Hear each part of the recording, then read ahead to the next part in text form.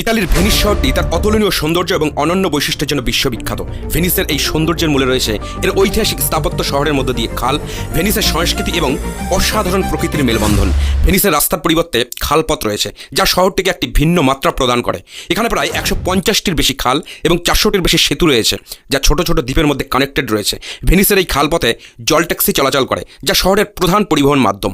বিশেষ করে সন্ধ্যায় খালের ধারে আলোকসজ্জা ভেনিসকে অত্যন্ত রোমান্টিক এবং মুগ্ধকর করে তোলে। ভেনিসের স্থাপত্যশৈলী রেনেসাঁ, গথিক এবং বাইজেন্টাইন স্থাপত্যের মিলিত রূপ।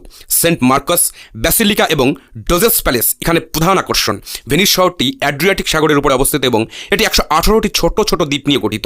এর মধ্যে মুরানো এবং বোরানো দ্বীপ দুটি বিশেষভাবে বিখ্যাত।